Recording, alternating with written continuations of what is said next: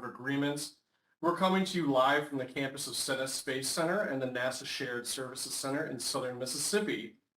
Special thanks to our hosts for today's event. My name is Corey Walls, Senior Analyst within NASA's Office of Procurement, Grants Policy and Compliance.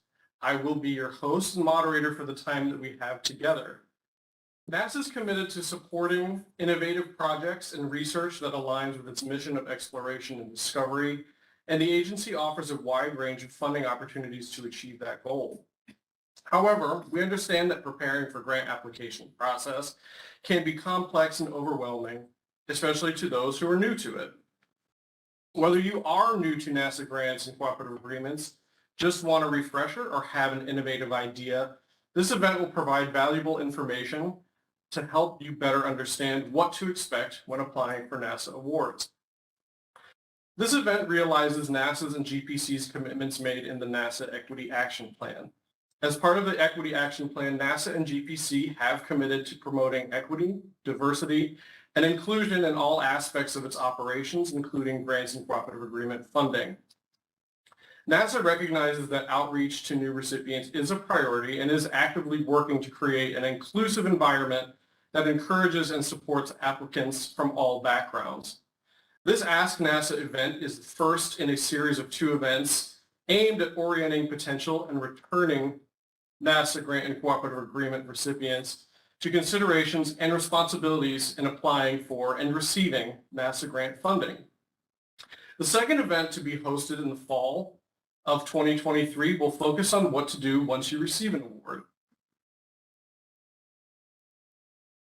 The purpose of today's event is to answer questions about and remove the uncertainty around applying for NASA grant and cooperative agreement funding, with a particular focus on outreach to underserved communities and organizations that have not yet received NASA funding.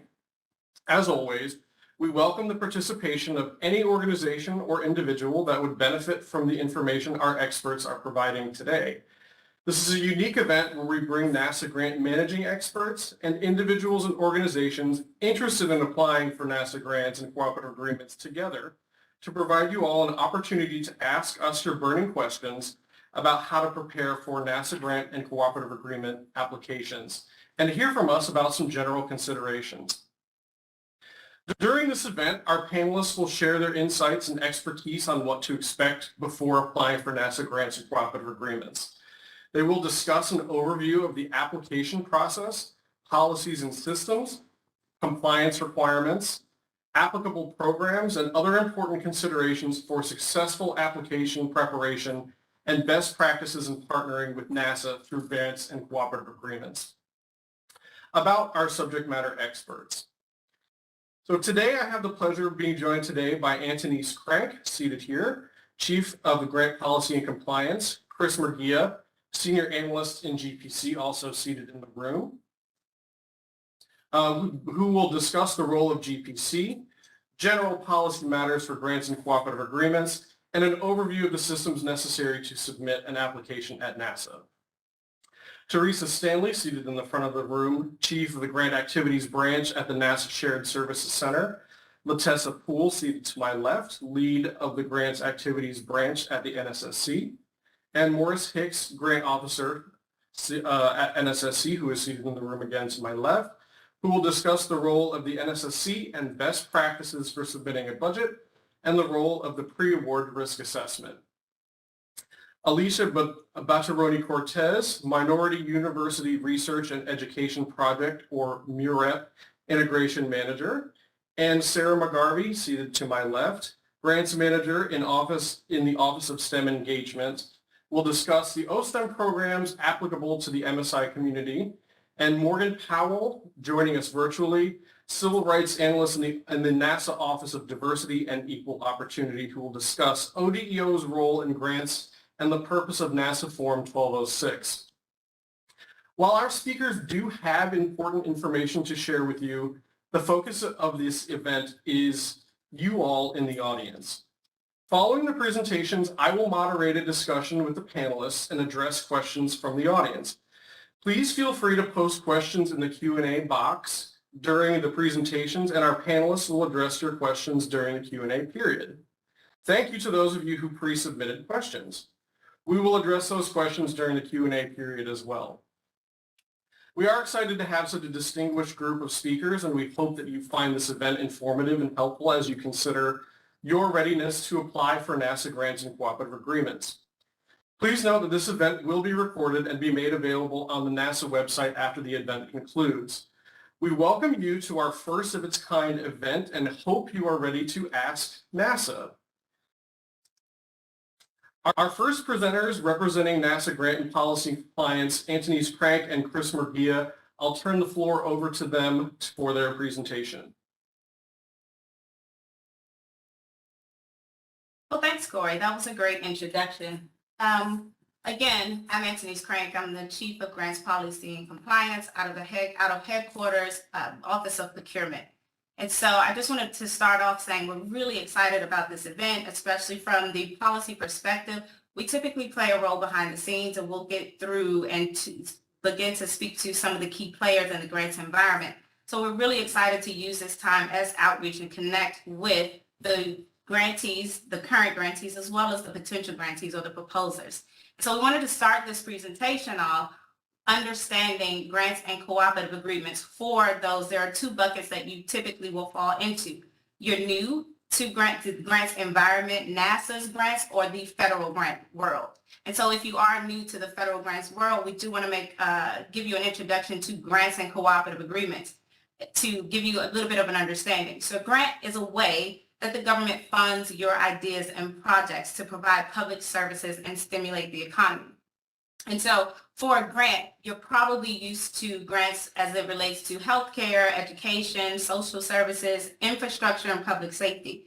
When you think about NASA grants, our grants are primarily for research grants. It isn't to say that all of our grants are research. A high percentage of our grants are research grants. Those grants are typically centered around science, space technology, space operations, aeronautics research, but we also have the Office of STEM Engagement, and those grants are issued around STEM education. And so we wanted to give you some, and we'll talk about through the rest of the presentation, we'll give you an idea of what some of those additional grants or grants that you may not readily associate with NASA. We'll speak to some of those awards that have been issued in the past. And so when you are thinking about a grant, you want to think about services or initiatives that your entity is responsible for and anticipating carrying out. So you have an initiative. You're looking for additional funding or funding to complete the projects and initiatives within your organization or your entity. If you're thinking about goods and services that will be provided directly to NASA, wrong turn. Recalculate. We are at that point discussing a contract. And it's not to say that if that is your aim, you cannot do business with NASA. You can, but we want to engage at that point our colleagues on the contracts and procurement end. If you have an initiative that you would like to, that aligns to NASA's missions, but you would like to complete and you need financial assistance. And so another term for grants and cooperative agreements across the federal government, we refer to that as financial assistance. And so when you think about, do I want to go down the road of a grant? We want to talk about some of the advantages of a grant. Provides financial investment, again, as I mentioned, when other sources of capital are unavailable to initiate or expand programs and products and services. Again, for public benefit, not for the benefit of NASA. Program success attracts further opportunities for funding. And so it lowers your risk and we'll talk about the pre-award risk assessment, but primarily once you have dipped your toe into the pool of grants across the federal government, you have a successful project, you become more attractive for not only additional funding via NASA, but other federal agencies as well. So we also want to talk about some of the considerations. Again, because we are from a grant issuing federal standpoint, we are providing funding for initiatives that you wish to complete at your entity. You can only imagine that it is a competitive process. And so typically there's a large pool of applicants. There are terms and conditions that do apply. And so one of the mythbusters that we continue to sort of ensure that we're educating the public is sometimes grants are viewed as free money. Grants are not free money, unfortunately. They have terms and conditions that you will be held to and you are expected to adhere to. there are certifications and assurances. If you are not familiar with some of the terms and conditions, there are terms and conditions that are federal-wide terms and conditions. There are NASA-specific terms and conditions. And we'll talk about, and same for certifications and assurances. And we'll get into some of that. My colleague Chris Morgia will get into some of the terms and conditions and certifications and assurances. And then also, as I mentioned, federal management oversight. And so again, these are initiatives that are initiated within your organization. However, because we will be utilizing funds from the public, the federal government or NASA's role in that process is to ensure due diligence and that the funding is spent in accordance to 2 CFR 200 as well as NASA specific requirements. And so we talk about grants. Grants, I would say that there are two types of grants, grants and cooperative agreements. Grants are more hands-on. So again, you have an initiative, I can't stress that enough. You are seeking federal funding to complete those initiatives. We are at that point, from the federal standpoint, we're not playing a role. We're just simply monitoring to ensure compliance with the uniform guidance and NASA specific regulations or processes.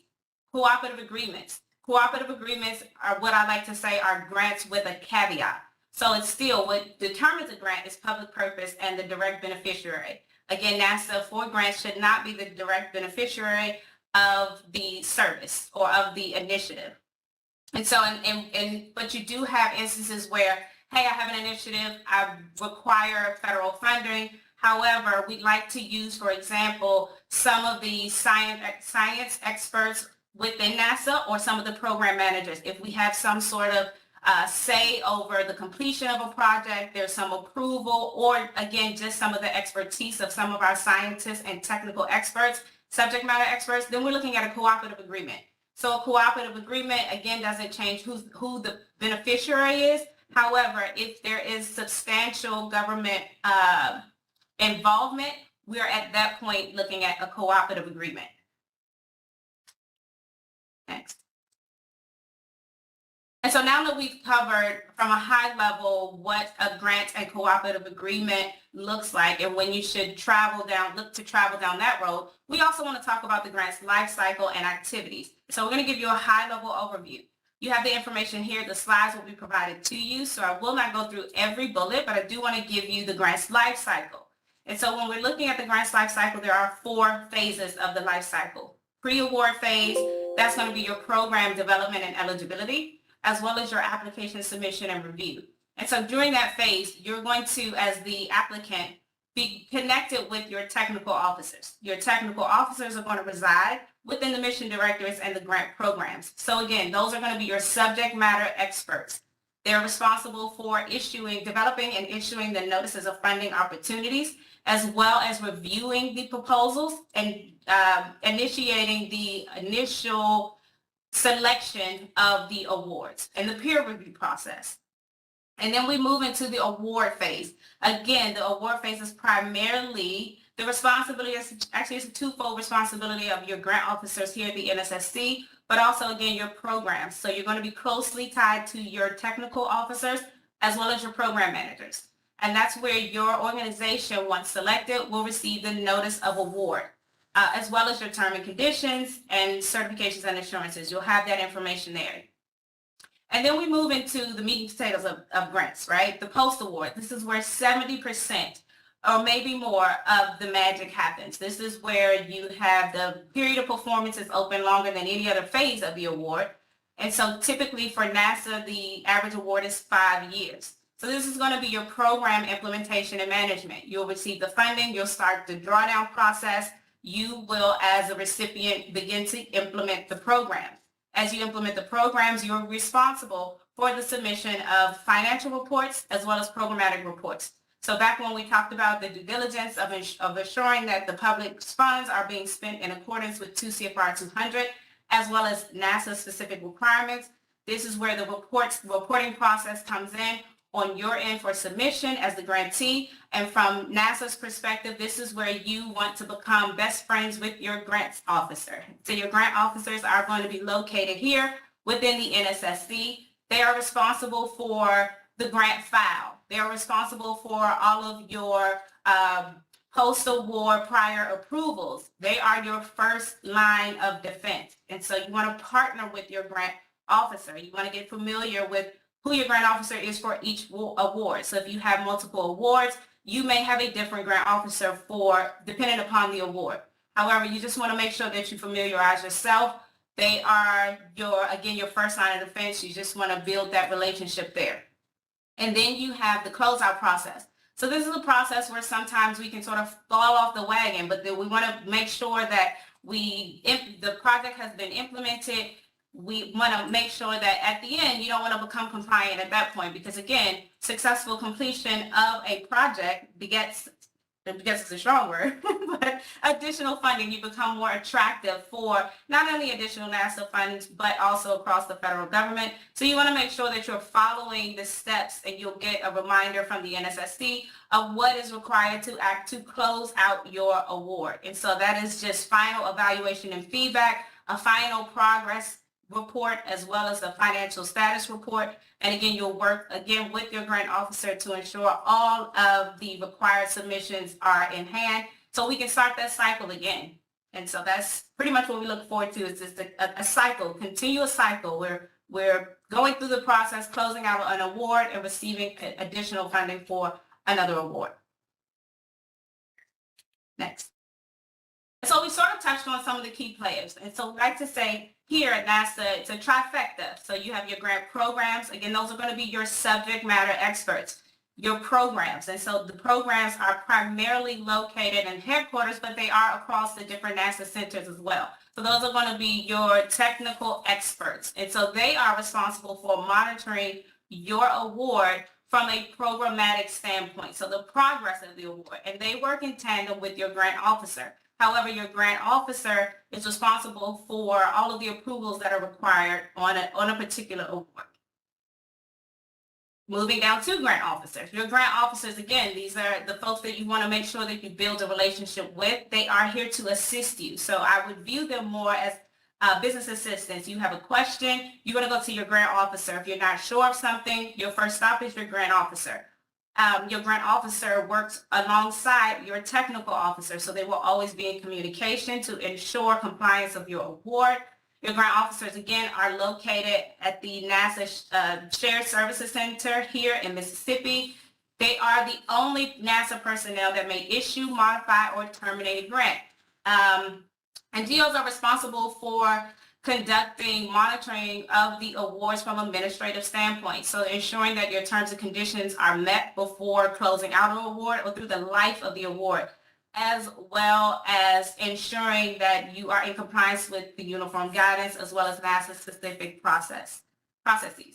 And then you have grants policy and compliance. We are out of headquarters within the Office of Procurement, and we sort of, again, play behind the scenes role. So your grant officers or technical officers, should we need to deviate from established policies or require additional interpretation, your grants officer, as well as your technical officer, will typically work alongside the grants policy and compliance group. And we are responsible for working across federal agencies to help establish and modify 2 CFR 200, providing those opinions, but then also primarily interpreting 2 CFR 200 uniform guidance and developing NASA specific policies. And so we'll talk about some of the NASA specific policies a little later in the presentation. Now I'll turn it over to my colleague, Chris Morgia. All right, thank you, Anthony. Good afternoon to everybody watching at home or tuning in from home. So now I'd like to talk about some pre-award requirements, or what your entity has to do in order to receive a grant or cooperative agreement from NASA.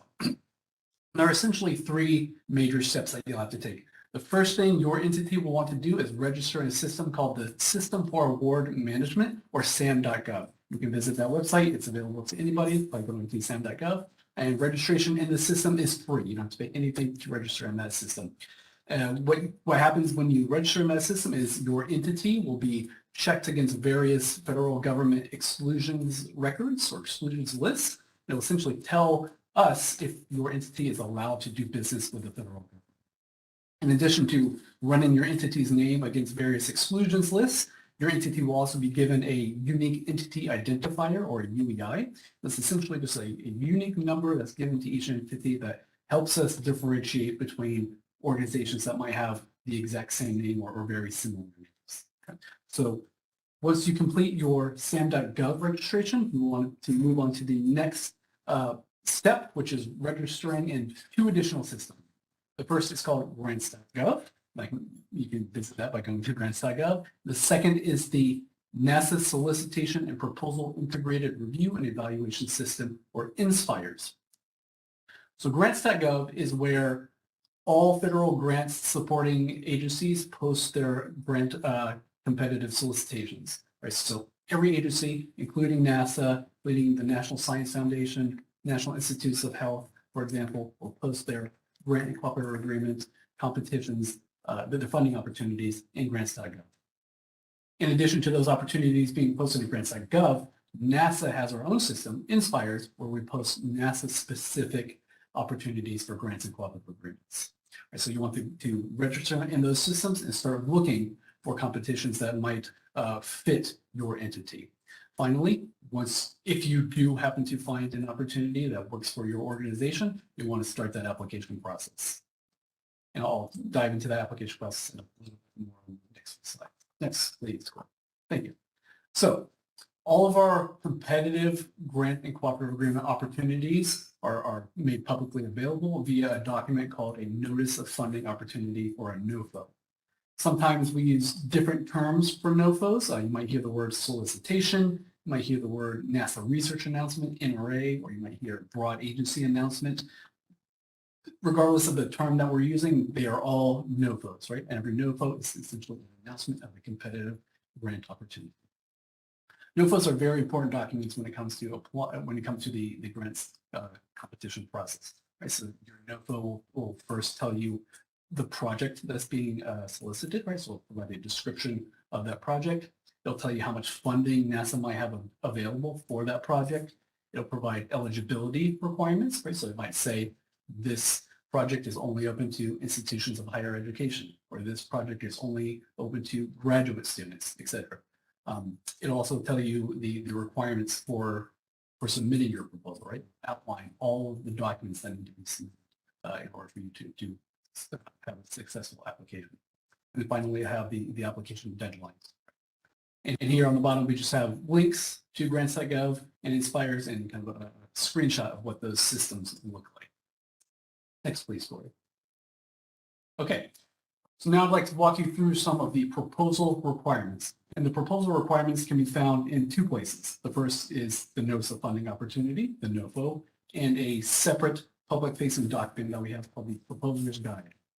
The Proposer's Guide is hosted on the Grants Policy Compliance Team's website. This is essentially a document that will walk you through and provide a step-by-step instructions for how to apply for a grant or cooperative agreement. Right, so it'll tell you exactly what you need to do to apply to a NOFO. And when you're applying to a NOFO, in general, there are essentially 5 different proposal requirements that you'll need to meet. The exact proposal requirements will always be found in the NOFO, but in general, we have these 5 that I'll sit here and I'll go through briefly. The first requirement is certifications and representations. Anthony's touched on this a little bit. We also call them certs and reps. So cert and rep is basically a document that the applicant is signing to affirm that they will comply with various federal laws, federal regulations, and NASA-specific policies. So when you're signing a cert and rep, you are saying, I will comply with X, Y, and Z. An example of a law that is mentioned in our certs and reps is the Civil Rights Act of 1964. Right? So when you're signing the certs and reps, you're saying, my institution, my entity will comply with the Civil Rights Act of 1964. Exactly. The second document that you have to submit in your proposal is the scientific, technical, or management plan. This is really the bulk of your proposal. This is where you are telling NASA what you will do and how you will do it. Right? So if it's a research project, you will tell us what your research proposal is and how you will complete that research project. The next document is actually 2 documents. It's the biographical sketch, or the biosketch, and the current and pending support document. So the biosketch and the current pending support documents are submitted for each key person that's listed on your proposal. A key person can be a principal investigator, a PI, a co-principal investigator, a co-investigator. It'll really be project dependent. But for each key person that you have listed on your proposal, you need to submit a biosketch, which is basically just a resume for that individual. You'll need to submit a current pending support document for each key individual. Current pending support tells us all of the project funding that a person is currently receiving and all of the project funding that they intend to receive in the future. For example, if a PI has applied for an NSF, a National Science Foundation grant, right, that would be considered pending support, right, because they're waiting to hear back on funding. Moving on to the proposal budget and budget narrative. Proposal budget is, you can think of it as a line item budget that tells us all of the proposed expenditures on your project. Categories in the budget are usually personnel, equipment, supplies, travel, etc. And then you have the budget narrative, which is a justification for all of the expenses that are listed in your proposal budget. And finally, you have what's called the table of personnel and work effort. This is where we tell us the amount of time that each key person will be working on our grant, on your grant proposal. So for example, you might say in your table of personnel and work effort, our principal investigator will be working 50% of their time on this NASA project and 50% of their time on a National Science Foundation project, right? Or our principal investigator will spend 100% of their time on this proposal. And all of these documents, these 5 general documents that I've described, need to be submitted by your entity's authorized organizational representative, or AOR. AOR is just somebody that is given the authority to enter into a grant on behalf of your entity. Next slide, please. Okay, so I'd like to wrap up my section with an overview of post-award requirements. As Anthony's previously mentioned, grants are not free money, and there are requirements that come with receiving a federal grant. Some of those requirements apply to all federal grants, regardless of the agency that's issuing the grant. Some of the requirements are NASA specific. So the first and the most important regulation that applies to all federal grants is Title II of the U.S. Code of Federal Regulations, Part 200, otherwise known as 2 CFR 200. This regulation provides guidance and rules for every phase of the grant's life cycle. So it provides regulations for pre-award, award, post-award, and the close-up phases of the life cycle. In addition to 2 CFR 200, NASA has our own grant-specific regulation. This is 2 CFR Part 1800. What 2 CFR 1800 says, it essentially states that NASA accepts all of the federal regulations in 2 CFR 200, and it adds a few agency-specific requirements. For example, NASA has restrictions on issuing grants to foreign entities, and that restriction on providing grants to foreign entities is outlined in 2 CFR 1800. And so those are the 2 primary regulations that apply to our grants, 2 CFR 200, 2 CFR 1800. In addition to those regulations, we have NASA-specific grants policies. And all of NASA's grants policies can be found in a document called the Grant and Cooperative Agreement Manual, or the GCAM.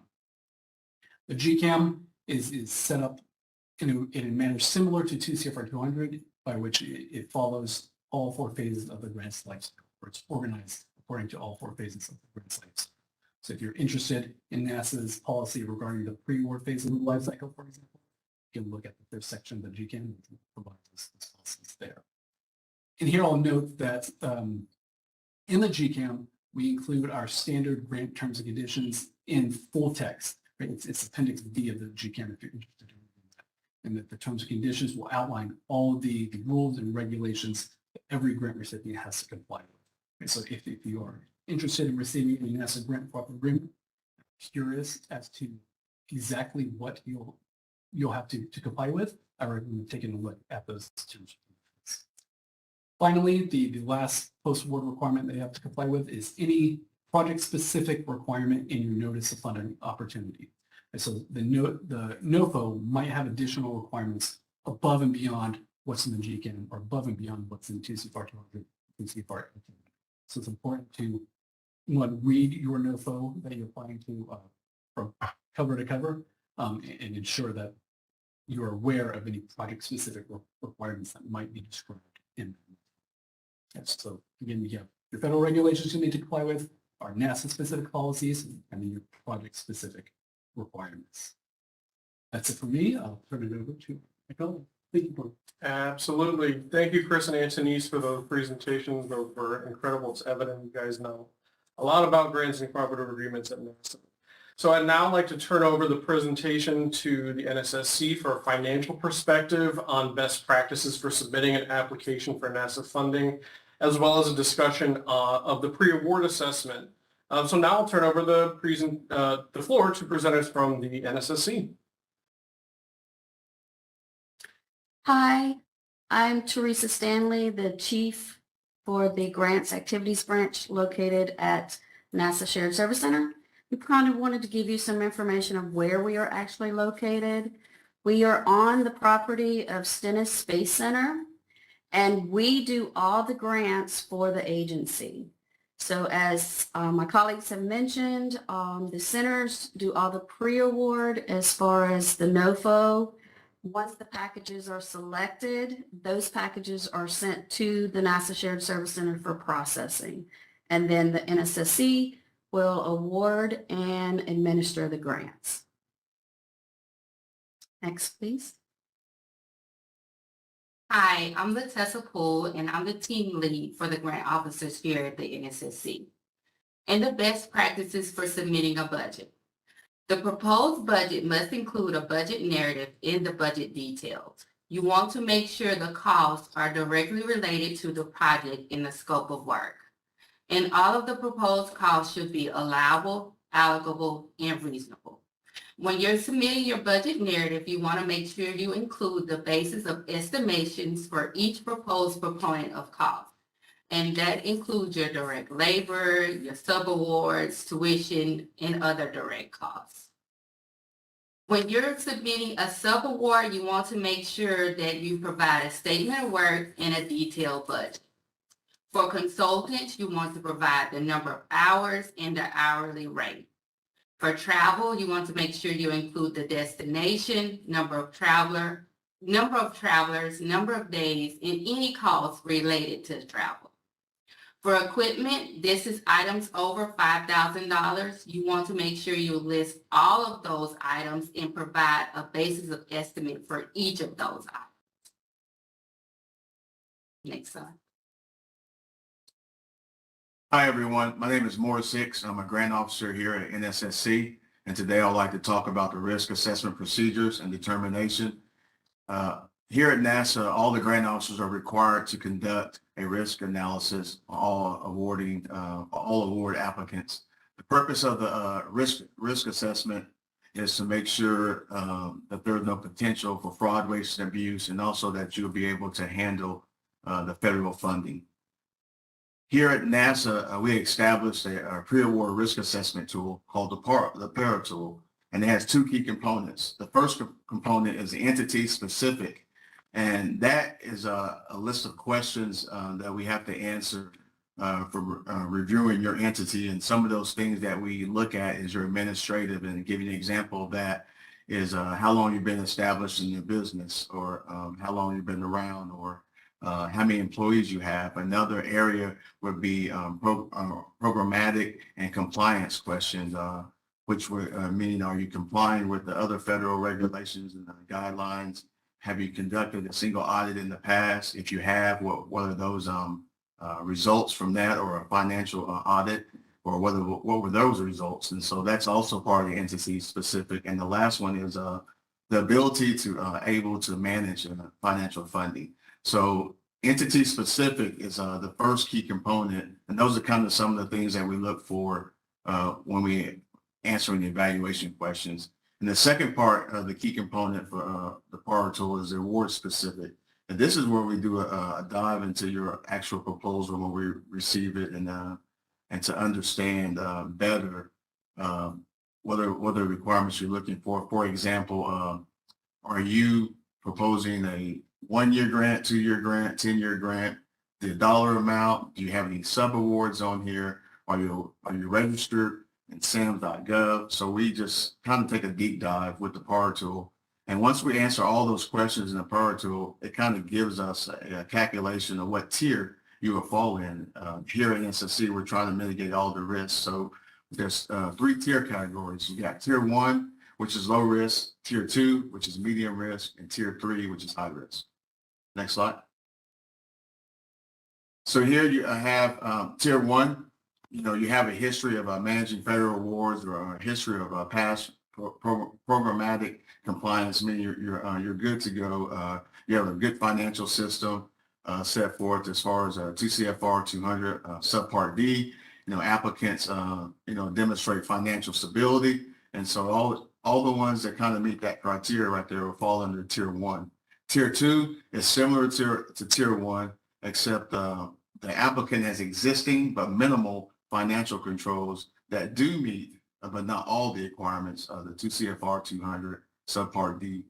And also the applicant demonstrates moderate financial stability as well as ability to properly manage federal funds with federal oversight and slightly may need additional routine monitoring. Tier 3 is not where you really want to be at as far as high risk. High risk for tier 3, your unsatisfactory performance, failure to comply with programmatic requirements for federal awards. Also, you do not meet the financial aspects for grants, and also the applicant demonstrates financial instability through findings, unresolved findings, or adverse or disclaimer audits or opinions. So you don't want to be in tier 3. You want to stay away from there. Next slide. So here you have tier 1. This is just basic routine monitoring, as it was talked about before, just the standard terms and conditions. No reason to go beyond that for tier 1. Tier 2 is still routine monitoring, and you're subject to additional terms and conditions at the discretion of the grant officer, depending on where you're at and their discretion if they want to add additional terms and conditions or specific conditions to your award. And tier 3, it's a routine monitoring, still, but also you will have additional terms and conditions. For giving you an example, maybe your progress report that's due annually, it may have to be submitted quarterly now instead of annually. And also tier 3, enhanced desk review or site visit or virtual site visit, and that's also at the grant officer's discretion. All right. Thank you, Teresa, Morris, and Latessa. I really appreciate that information. So our next presenters are from the Office of STEM Engagement, Alicia and Sarah, to discuss their program. So I'll turn over the floor to them to discuss the OSTEM projects. Great. Nice to be with you. Nice to join you from the great state of Mississippi. My name is Sarah McGarvey. I'm the OSTEM Grants Manager. This is a new position. I started with the agency last month, and I support 4 projects that make up the OSTEM program. So we'll discuss a bit of the OSTEM program, and then we're going to have a focus on the MUREP program. And Alicia, my colleague, has joined us, the MUREP Integration Manager. So I'm going to present the first half and then hand it over to Alicia. So we're going to talk a little bit about OSTEM's vision, mission, and our goals. We're going to discuss our program elements and then a project overview. We have 4 projects. So I'll discuss the first 3, and then Alicia will talk in a little bit more detail about MUREP. And we have some student opportunities, internships and fellowships with deadlines that are approaching in the near future that we'd like to share with you. So NASA's Office of STEM Engagement is committed to inspiring students, and we do that by immersing students in NASA's mission and through internships and fellowships and increasing literacy in STEM and just overall engagement. So our portfolio is designed to achieve OSTEM's 3 strategic goals. So you can see them here on the bottom of the screen: to create unique opportunities for a diverse set of students to contribute to NASA's work in exploration and discovery, building a diverse future STEM workforce, and attracting diverse group of students to STEM through learning opportunities that spark interest and provide connections to NASA's mission and work. Next slide, please. So what are our program elements? Well, our program elements align with a holistic process. So on the left side of the screen, we acknowledge what drives the work that we do. So mission directorates like human space exploration and thematic areas like flight and space tech allow us to create opportunities to benefit students or beneficiaries that you can see all the way to the right from kindergarten through college. And those are supported through our 4 projects and functions in the center of the screen. So you will receive a copy of these slides. So I'm not going to go through all of these bullets, but I will speak to Space Grant, EPSCoR, and Next Gen STEM. And in 2022, just for context, Congress appropriated $147 million for our programs in the 4 projects. Next, please. So Space Grant is a national network of universities and colleges and industry and nonprofit organizations, museums, and science centers, and state and local agencies. The program was founded in 1989, and we have Space Grant affiliates across 52 consortia in all 50 states, the District of Columbia, the Commonwealth of Puerto Rico, and we have over 1,000 affiliates across the nation. So the 52 consortia fund student awards for those pursuing careers in science, mathematics, engineering, and technology, as well as curriculum enhancements and faculty development. And member colleges and universities also administer hands-on activities, opportunities, pre-college and public service education projects in their states.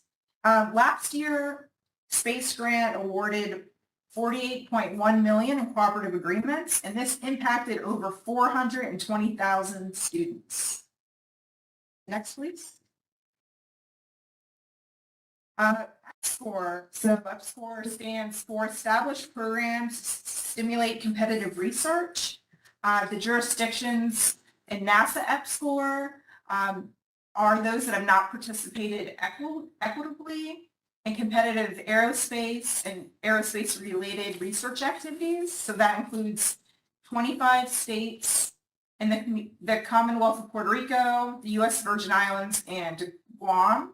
So the goal of EPSCoR is to provide seed funding that will enable jurisdictions to develop an academic research enterprise directed towards long-term self-sustaining nationally competitive capabilities in aerospace and aerospace-related research. And you can see over here on the right some of the awards for basic research, rapid research response, and research infrastructure development, and providing ISS and suborbital flight research opportunities. Last year, in 2022, we issued 98 awards to 28 jurisdictions, totaling $22.7 million. And you may be familiar with EPSCoR with some other federal agencies. NASA is one of 6 federal agencies that conduct an EPSCoR program with a focus on their research program mission. So some other examples you may be familiar with, for instance, Department of Energy has an EPSCoR program. Next, please. The third project, Next Gen STEM, is a portfolio that includes grants, partnerships, activities, and educational projects.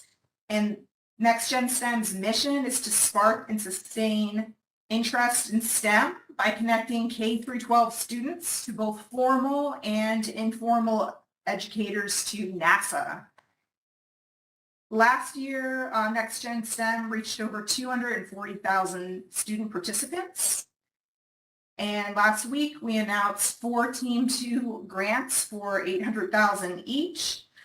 TEAMS stands for Teams Engaging Affiliated Museums and Informal Institutions. And we launched a new Community Anchors program with 21 projects in 16 states, totaling $25,000 each. And our next Teams 2 solicitation will go out this summer. And now I'll hand it over to our MURAP integration manager, Alicia, to give us a little bit more deep dive on our MURAP project. Thank you, Sarah. If we can go ahead and go to the next slide. Alicia Batteroni Cortez, MURAP Integration Manager. MURAP stands for the Minority University Research and Education Project, which is one of the 4 programs that Sarah just explained in the Office of STEM Engagement. And our vision is to enhance the research, academic, and technological capabilities at MSIs, in other words, minority serving institutions. And we do that through providing authentic learning experiences for students that are aligned to NASA missions with the goal of contributing to a diverse future workforce in STEM. Our portfolio is divided into 4, kind of refer to them as pillars of investment and engagement. Research infrastructure and capacity building at MSIs is the first there on the left. We also have awards and some functions along the lines of curriculum development and providing services. We have student engagement opportunities that work directly with students. And then finally, we have a variety of things that enable partnerships and sustainability for institutions to continue doing the work that often gets started with MURAP funding. Next slide. So the reason MURAP exists is it's the agency's response to several federal executive orders that address minority serving institutions, as well as other underserved and underrepresented groups, including women, girls, persons with disabilities, and veterans. And so each of those executive orders, as you can see, addresses different types of communities. And we have a variety of opportunities within our portfolio that address some multiple, some specific to certain executive orders. And so if you look across the portfolio, you'll see a variety of things at a variety of levels. Next slide. Just to give you a sense of types of investments and where those awards have been made. This is just from last year. And so you can get a sense of approximately how much goes out in awards and geographically where those are located, and how many of those go to minority serving institutions. Our next slide, I believe, will talk to you a little bit about some current opportunities that we have open in the NASA STEM EONS umbrella. And so that is something that you can access through the Inspires system. And so the 3 that are on the slide here, they're open right now, is our M-Star Award. That one is coming due pretty soon. And so just a couple, like less than 2 weeks away on that one.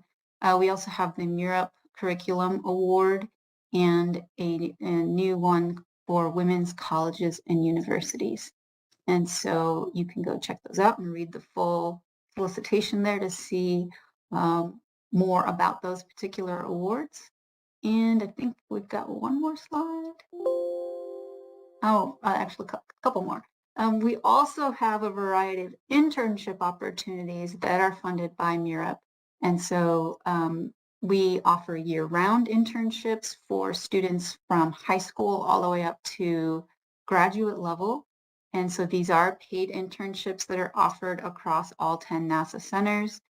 There's a single application, and those internships, some are, they're a mix now between virtual ones where students don't actually have to go to a NASA center. They can participate in those virtually.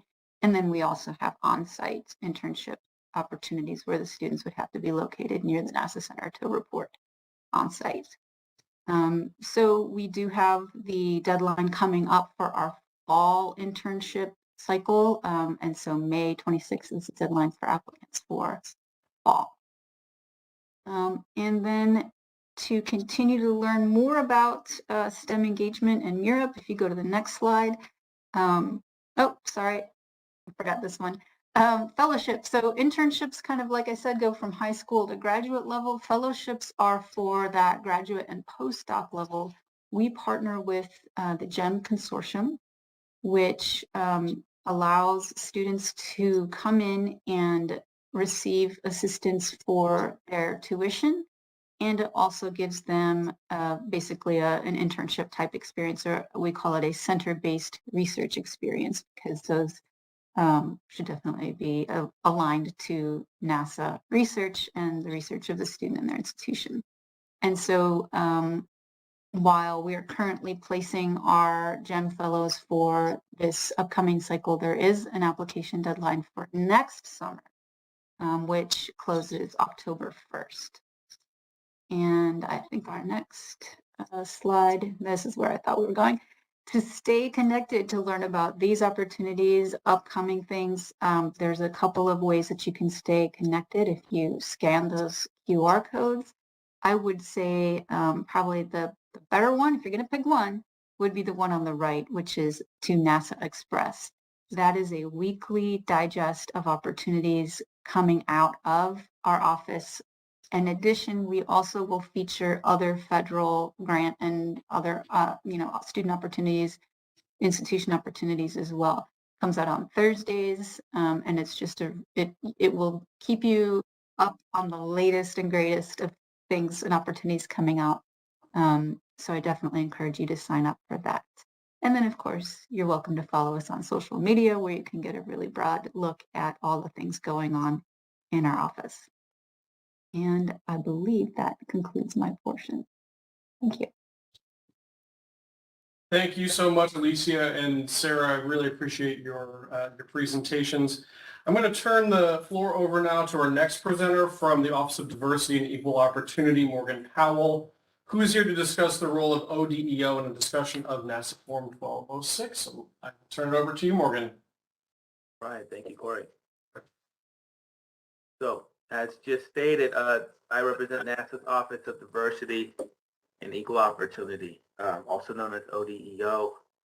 We are separated in two divisions. The first one is dedicated to our internal, NASA's internal workforce. The other division is dedicated to external civil rights compliance programs. So I will be covering the latter today. Next slide, please. All right, so in ODEO, we have a few strategic objectives. The first one really highlights NASA's commitment to DEIA. And our second one is our commitment for grantees to be models for safety, inclusion, and innovation in your research environment. And then the third one, hopefully you've heard about NASA's Unity campaign. It's really to foster unity, and what that means is really our partnerships. We really want to inspire the next generation through our partnering with you. Next slide, please. All right, so Corey mentioned our 1206 form. So in my world, we separate that into two phases. Our first one is the pre-award. Before you receive the money from NASA, you are required to fill out a 1206 form. And what the 1206 form is, it's an assurance of compliance. And the assurance of compliance is your opportunity to certify under perjury, well, I'll just say your commitment, certify your commitment to prohibit discrimination based on Title VI, which is prohibits discrimination based on race, Title IX, which prohibits discrimination based on sex, Section 504, which is prohibits discrimination based on disability, and then age discrimination. And I mentioned that 1206 form. That is a form that we that needs to be filled out and certified before the money is released to you. And it further just strengthens NASA's commitment to the EIA and takes your commitment seriously as well. Next slide, please. Great. So we have our Mission STEM website. Our Mission STEM website is really our resource guide on what NASA is doing in the compliance field based on those 4 laws in the previous slide. Now, the 1206 form is our pre-award. This is really post-award. So after you receive the money and after you've completed that assurance of compliance form, we do compliance reviews of all of our partners. And what we do during those compliance reviews is we look at your environment to ensure that they prohibit discrimination based on those 4 laws. Now, while we make that analysis of your environment, we're also pulling out promising practices. So the idea is that we can share promising practices from one university or institution to another so that you all can ensure that your environments really promote diverse voices and inclusion of all people in your critical research. And next slide, please. Great. So our big push in the last couple of years is under Title IX. And again, Title IX is that law that prohibits discrimination based on sex in educational programs. So for all grantees, we talked about cooperative agreements and grants. All of it's the same in my world. You are a grantee when you receive money from NASA. And we're looking at, do you prohibit these discrimination based on sex? So this is really our opportunity to really identify challenges in your program, but also highlight, like I said, showcase best practices that all of our grantees are doing and we can share amongst each other so we ensure that we're all on the same page. Next slide, please. Great, so here's some promising practices under Title IX that we've really developed that you can employ before you receive the funding or after you receive the funding, wherever you are in that life cycle. Some of them are developing affinity groups, bringing in speakers of diverse backgrounds. As you know, it's really important to kind of see yourself in those practitioners. This is just in the university environment. Also, just prominent display of anti-harassment material. And then a simple complaints process. That's a big one. We really want your processes and your procedures to really be easily understood and available to everyone and not convoluted.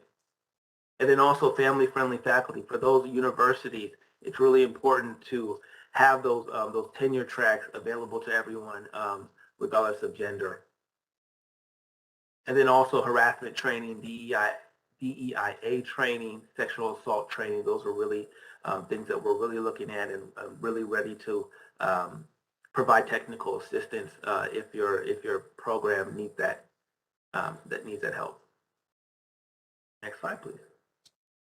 Great. So any other information, you can go back to our Mission STEM website. All of that is down there. My email is here. You can email me directly. Someone from my team will reach out back, and then we are happy to provide any outreach or any technical assistance that you may need. Thank you. All right, thank you very much, Morgan. So we are now going to move to the open discussion portion of our event. As a reminder, please post your questions in the Q&A box, and as Zach pulls that up, I'm going to actually, my first question that I'm going to pose to the room and pose to our panelists is one of the pre-submitted questions that we got from our registrants when you registered for this event. One of the questions for GPC colleagues is, are there opportunities and grants to purchase land and building spaces? Are there ways to lease building spaces for program delivery? I'll take that. So unfortunately, there are not opportunities to purchase or acquire land or buildings using our grants. So we typically do not fund infrastructure in any fashion with NASA's grant for cooperative agreements. So unfortunately, that opportunity doesn't exist. Okay, great. And I'm sorry, I'll just add to that. Again, the majority of our awards are research awards. I think about 90% of our awards are research. And then we also, in addition to research grants, we have the STEM engagement and grants, which the Office of STEM, Sarah and Alicia went over. So we also have, and I think we'll talk about that in more detail, some information available on our GPC website that speaks to all of the various grant programs and some of the awards that are associated with those programs, as well as a POC that you can connect with. So if you have a question about a particular program and where you may align, you should be, and it is our hope that you are able to see yourselves in the fact sheets and kind of align and connect with the appropriate POCs across the various grant programs. Thank you very much. And we got a question in the Q&A box, how to assess facilities or access facilities or collaborate with NASA scientists that is needed to conduct experiments, for example, in field of biology. I'm in the process of submitting a proposal, but was not able to source these resources, although emailed several scientists. But one of the ideas I wanted to kind of ping the room with, especially OSTEM and my colleagues from GPC, can you talk generally about how the best ways to liaise with NASA, the best ways to access the resources of NASA? And so again, I think we touched on that just a second ago. So we have available on our website and also in our proposers guide. I think this recent edition and release of our proposers guide, we actually included a section that was not included in previous years where we discuss some of the NASA programs as well as including the points of contacts. And so that's in the proposers guide that is released. It's on our public website. And then also we have what we call NASA fact sheets. So we have an overarching NASA fact sheet that gives an overview and a synopsis of each of the grant programs. And then also we have a breakdown of NASA fact sheets for each mission directorate and its corresponding grant programs. And so again, it sort of acts as a profile for each of the NASA grant programs. And so you're always welcome to reach out to the POCs that are identified within those NASA fact sheets and sort of start that connection and relationship building. So those POCs are typically at the mission directorate level, and then they can point you in the right direction to the specific grant program managers for those programs. And you can go from there and sort of take off, no pun intended. Great, thank you so much for that answer. One of the questions another one that we had that was pre-submitted for this event is citizenship a requirement when applying for NASA grants and cooperative agreements? Yeah, I can take that one. That's a good question. That's a question that we get a lot. So for answer, I'll clarify that NASA does not issue grants or cooperative agreements to individuals. We always issue grants to entities, right, to organizations. And there's no requirement that the individuals working for that entity be U.S. citizens. However, we primarily issue grants to U.S.-based entities. Right? So the individuals working for the entity don't have to be U.S. citizens, but the entity has to be based in the U.S. We make very, very rare exceptions for awards to foreign organizations. But I would say 99.9% of our grants cooperative agreements are issued to U.S.-based entities. I will add to that, we welcome the proposals outside of U.S. entities. However, as Chris mentioned, the majority of our awards, and there's a separate process that we follow internally when there is justification and a foreign award is warranted at the time. So we welcome the proposals. However, we just want to be transparent in our typical or normal process. Very good. I think this next question is it might be for I'll sort of open it up to anyone who on the panel that would like to answer this question submitted from Alyssa. Is there a newsletter or listserv that I can sign up for to receive notifications about NASA research grant opportunities? It sounded like the NASA Express newsletter is focused on education. I think the GPC representative, you guys touched on that a little bit in your presentation on where you can find solicitations. Yeah, so as I mentioned, you can find all of our solicitations or notices of funding opportunities, NOFAs, in grants.gov and Inspires. And in Inspires, you can set up alerts, right? So you can enter your email address in that system and it'll send you a notification each time a new funding opportunity is posted into that system. But I'm not aware of any other news per se regarding our funding opportunities. But there is that Inspires notification. And I will say that, and I'll plug this from OSTEM, you guys I'll speak on behalf of OSTEM, but there is an MSI Exchange newsletter that goes out monthly, and somebody can correct me if I'm incorrect. And what we've done from a policy perspective is we have issued what we call or refer to as a grant notice, where we're asking the grant programs, even those programs outside of the OSTEM or Office of Engagement, as they finalize the development of their notices of funding opportunities, to submit those opportunities through the MSI Exchange as well. So if you are signed up to receive MSI Exchange newsletters, you will see that you have an opportunity where some of the grant programs are issuing or sharing at least a synopsis of the pending or upcoming awards or solicitations.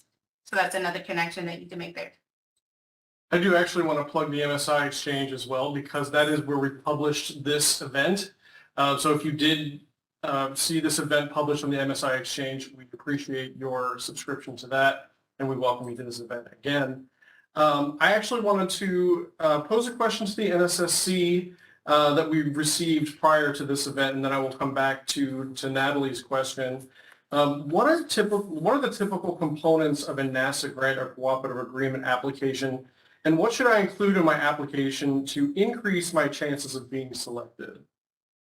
I'll take that. The typical components of a NASA grant application is basically your budget information, your statement of work, your work plan, any type of certifications, assurances, those are NASA specific, and the NASA Form 1206 that Morgan spoke on. But you also want to refer to the requirements that are specific in that notice of funding opportunity. Awesome. Thank you so much, Latessa. I wanted to move to the question from Natalie. I came across a cooperative agreement notification solicitation which requires 50% cost share. Do all CANs have a cost share requirement at this level? Can minority serving institutions ask for a lower cost share requirement? If so, what level is possible for a successful proposal? Cost share is a major obstacle to our ability to access these valuable opportunities. Any guidance would be much appreciated. I'm going to kick that over to our folks from OSEM to see if you have any thoughts on ways that this institution could defer or change that cost share, or if that cost share is required in programs. Actually, Corey, I'd like to take this. Okay, yeah, of course. Then Steph can jump in if you feel it necessary. So, and the reason I wanted to jump in here is I'm familiar with the 50% cost share in the past, and I'm not sure when we sort of overturned this rule, but there, I want to say 2019, prior to 2019, there was a regulation, NASA-specific regulation for cooperative agreements to where there was a cost share requirement of 50%. And so we have sort of overturned that process, if you will, and cost share is not automatically 50% anymore. It is up to the programs specifically. And so there, you should, I don't know if you're referring to an award that's been awarded in the past, but moving forward, a lot of the mission directorates have already voiced this concern. And so they are in charge of or responsible for identifying a cost share requirement, as well as that percentage. And so you should be seeing lower percentages if there is a cost share requirement. And then I'll turn that over to Poston. Yeah, Alicia, do you have anything to add to that? I would say in terms of cost sharing, obviously, if we're wanting MSIs to partner with other organizations, that it's important that the role of the minority serving institution is significant, is meaningful, that they're making a contribution and tapping into, or using some of their expertise or or faculty, et cetera. Where what we have seen in the past, which we don't love to see, is when you get a primary institution and then the MSI is there more in name only to kind of get that credit for being an MSI. But we'd really like to see significant collaboration going on there.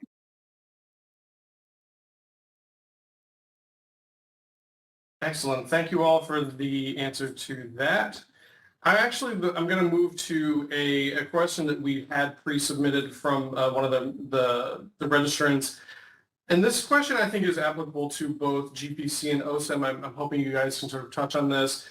How objective are reviewers, and how does NASA ensure its review process objectivity? I think this is a really important question, so I want to make sure that we touch on this. Sure, I can add for OSEM. Our reviewers can be selected from higher education institutions, 2 or 4 year institutions, mission directorates, and other agencies. And we also have multiple online reviewers per proposal to help address any skewed scoring that might take place. And then the panels are assembled to review weighted evaluations. We aim to have at least one OSTEM member serve on each panel, and we encourage folks, members of the community, to register to become a reviewer themselves. More diversity, more thought, more perspective is definitely helpful in this process. Excellent. Is there, GPC, do you want to add anything to that response, or? Yeah, I'll just add that all of NASA's peer reviewers are required to sign a statement assuring that they won't have a conflict of interest with the proposal that they're reviewing. Right? So our peer reviewers cannot have any sort of financial conflict regarding the proposal that's being submitted. And I guess I'll add SMD, it's sort of piloting a process. And so SMD is the Science Mission Directorate, and they are NASA's largest grant issuing mission directorate or grant issuing program. And they're committed to this, the objectivity, or they have a process, the dual anonymous process. And so what that is it's almost like a redacted submission of proposals. And so the peer reviewers are not made aware of the institution up front in the initial round of the peer review process. And so that's one of the steps that we're taking. And that's something that we're looking to sort of, it's being almost piloted through S&D. They've started that process. And so we may have some other mission directorates that join in on the fund. And just to add, to get context around SMD represents 80% of our awards. So the other 20% is made up of our other mission directorates. So the vast majority of NASA awards will be subject to this dual anonymous peer review, which is very exciting. I wanted to move, just a quick reminder for folks, if you want to, please add questions to the Q&A box. Don't be scared to ask your questions. That's what we're here for. But I do want to move to the next question that we have from our live registrant. Is there a template for the scientific technical management plan? For example, NIH will send out some previous awarded proposal as an example for people to learn from that. I want to sort of open that up and see if folks had any thoughts about that to the full panel before to this question. I can take that one. So the short answer is no. There is not a template for the scientific, technical, or management plan. We leave it up to the applicants to determine what that document will look like. However, in the proposer's guide that I mentioned earlier, that document will tell you what should be in your scientific, technical, or management plan, right? So as long as your plan meets the minimum requirements as described in the proposer's guide, right, that should be suitable for the application. But there is no template. At your discretion. And where would you receive those from? I'm sorry, I missed that, Chris. So the requirements for the scientific and technical management plan is found in the proposer's guide, which is located on the Grants Policy Compliance Team's public-facing website. Thank you so much. I do like the information on that you provided here, where NIH will send out some additional previous awarded proposals as an example. And that's something that we can look into and figure out if there's a way, and if it's helpful for organizations to receive previously awarded proposals, of course redacted, to just provide some guidance in that arena. So that's something that we can look into. That's a great suggestion. Thank you so much, Anthony's. The next question we had was pre-submitted from one of our registrants. Is it also possible for that documents are in Spanish? I wanted to kick that actually over to GPC from a policy perspective to talk about the possibility of opening it up not just to Spanish, but see if there's a possibility to opening that up to other languages. So currently 2 CFR 200 requires the submission of, or the posting of solicitations in English. However, it is not restricted to English. And so that is something that we are willing to look into, and so this will sort of be a parking lot issue. This is a good suggestion. We'll have to do some additional research and determine if we have the resources as well. So that is something that we'll look into and get back to you. Awesome. Great suggestion, by the way. The next question that we received from our Q&A box, how often do you offer grant opportunities K-12 public to K-12 public school districts? I'm going to pick that over to OSTEM and see if you guys have any thoughts on that particular question. Yes, so our next solicitation is actually going out this summer. And so you can activate that Inspires alert to get a heads up on the specific dates. And in the president's budget, we are tentatively slated to get more funding. So that's still going through, through the process. But we anticipate potentially getting double the funding in the future. There's a great interest in more funding for K through 12, but the next solicitation will be this summer. That's very exciting. Thank you, especially to hear that the funding potentially could be doubled for that part. Yes. That's very exciting. It is. The next question that we got in the Q&A box here is, could you please speak to FAFATA reporting? GBC, do you have any ideas on, you want to speak to the FAFATA reporting? I'm going to turn it over to those responsible for reviewing the reports. Oh, yeah.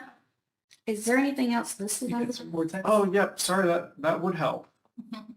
Oh, yeah, that's probably a lot more context. The costs incurred by the subawards may not be the same as the subaward amount. Is it okay to submit the FAFATA reports at the end of the federal award once the correct tally of all subawarding costs have been finalized?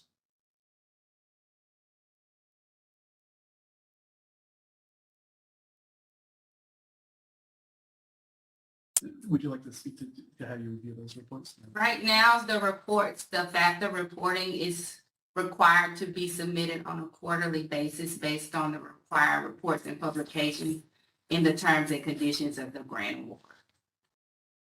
Go ahead. Yeah, I was going to add to it. So you would submit them quarterly, but your final one should be the actuals. So it should reflect the true award of the sub-award amount if there's some discrepancies between the two. So your final would correct all of the previous ones that you submitted. And also add that the reporting frequency is not determined by NASA. It's actually a federal regulation requirement. So the FAFATA reporting requirement comes from 2 CFR 200, which we mentioned earlier, and that's a requirement that applies to all federal grants and cooperative agreements. So unfortunately, it's not up to us. It's based on a federal regulation requirement. Excellent. Thank you, NSSC and GBC, for that context. I wanted to move next to a question that we got pre-submitted from an international friend of ours. I am in the UK and would like to build bridges between the UK and the US. How can I proceed? So again, I would say that just circles back to the NASA grant fact sheets and familiarizing yourself with the NASA grant programs. Within those fact sheets and the programs are the POCs, and so I would reach out to those specific POCs and start to build those relationships and just become connected. And I obviously take a look at grants.gov, take a look at Inspire, see if there are funding opportunities that might be suitable for your organization.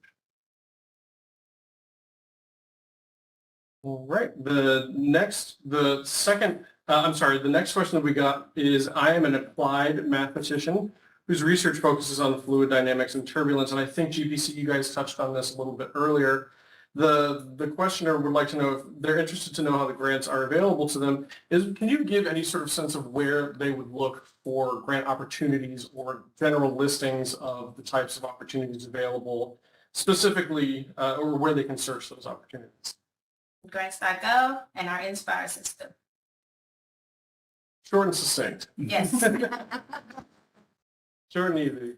Also, one more note on that. So for that specific research area, it sounds like something that might be potentially. So you can look up each mission directorate's public-facing website. And a simple Google search for NASA Science Mission Directorate will pull up their website. It'll tell you the specific research areas that they're interested in funding. So in addition to looking at grants.gov and Inspires, take a look at those mission directorates' public-facing websites to get a better sense of what they're interested And we can plug the proposals guide once more, because again, this latest iteration of the proposals guide, we included some of the background information for each of the grant issuing programs. So several resources or places to look to see where your program aligns. Thank you guys so much for that. One of the questions that I got from one of the pre-submitted questions to OSTEM actually is, why are some NASA grant programs restricted to particular types of minority serving institutions, such as only HBCUs or HSIs, Hispanic serving institutions? This is understandable for programs that target a specific type of MSI, but when programs invite applications from multiple types of MSIs, it's perplexing and frustrating when AANAPISI institutions are excluded. Any explanation of why this happens would be very helpful. Alicia, can you take that one?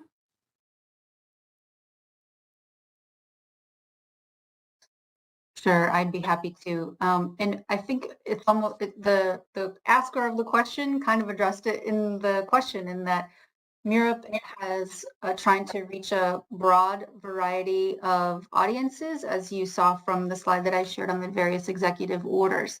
And so when we have gaps in our portfolio, we are trying to close those gaps by doing some targeted proposal and solicitations to get these audiences that we are, that we're less successful in reaching. And so that may be for, certain set of proposals. I would say overall, though, we definitely want to see NPZ institutions applying for opportunities that are open to all MSI types. Excellent. The next question that we got is actually one of the pre-submitted questions as well. This question is for GPC, I believe, it could actually be applicable to OSTEM as well. Are there provisions to train novice grant applicants, and what would those be? Are the trainings available to new grantees, new recipients? We'll take it first and then we'll pass it over to OSTEM. And currently, we are working to repurpose some of our internal training. Right now we have training around 2 CFR 200, Grants 101, Grants 102, Grant Closeouts. We have several trainings. Unfortunately, right now those trainings are internally facing, but we are currently repurposing those trainings. So we're sort of scrubbing them and reassessing the points of emphasis so that we could make those trainings available externally to current grantees as well as proposers. So soon to come. And I know with OSTEM, we have webinars proactively before the proposals. And Alicia, can you add any more to that? Sure. Every solicitation that, at least from Europe's perspective, I can say we do pre-proposal webinars that go over what's in that NOFO, that allow potential proposers to ask questions. We keep, an FAQ document updated as questions come in during the open proposal period. And then again, I'll just encourage people to sign up for the MSI Exchange newsletter. When we do have those training opportunities, we encourage folks to learn about them through that newsletter. I would say, additionally, the proposer's guidebook is your best friend. It's got a lot of information in it. We would agree, Alicia. And the new one's about for one month, right? Yes. February Yes. 28th. Yeah, exactly. It is an incredible resource. The one of the last questions that we have here for our event is, it is actually for our friends at ODEO, so this one's for you, Morgan. Can you talk a bit about some of the policies ODEO has developed, if any, to ensure grant recipients' compliance with non-discrimination? All right, thank you for the hardball question at the end of the. So we're starting to do proactive outreach. This engagement is an example of that. Again, we're also trying to push our promising practices. So NASA gives money to about 750 grantees each year, the last time I checked. So half of those are universities. We cannot visit everyone. So we really are leaning on the universities and the grantees to kind of share amongst each other. their policies and what's working for them, and we facilitate that exchange of ideas. So those are things that we are doubling down on, and we're also shifting away from kind of the compliance review aspect of it and more of a technical assistance. We want, to really help these environments or these universities improve their environments where we can. So we're really leaning on, it's a partnership. We talked about one of our strategic objectives being unity. So it's really a back and forth, and we're always open to more ideas from the field. That's how we learn. Absolutely. I completely agree with that, Morgan. Thank you for that point. We are always looking for opportunities to learn, and particularly from our stakeholders. So mindful of the time, I do want to draw the Ask NASA What to Know Before Applying to NASA Grants and Cooperative Agreements event to a close. I would like to take a moment to express my gratitude to the panelists for sharing their valuable insights and expertise. Your contributions have been truly enlightening, and we are deeply grateful for the time and effort you have devoted to this event. I would like to thank the NSSC for your partnership in hosting this event, and also for Zach for your incredible partnership. I would like especially to thank the participants for your engagement and participation in this discussion. Your questions and comments have made this a truly collaborative and interactive experience. Your enthusiasm and passion for the work of NASA is inspiring, and we appreciate your collaboration. As we move forward, we encourage all of you to continue to explore the opportunities available through NASA grants and cooperative agreements.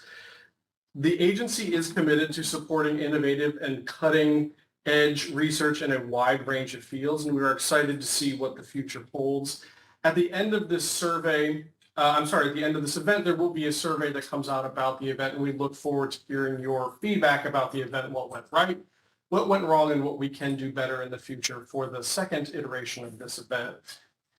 Once again, thank you to everyone who participated in this event, and we look forward to continuing the conversation in the future. Thank you all. Have a great rest of your day.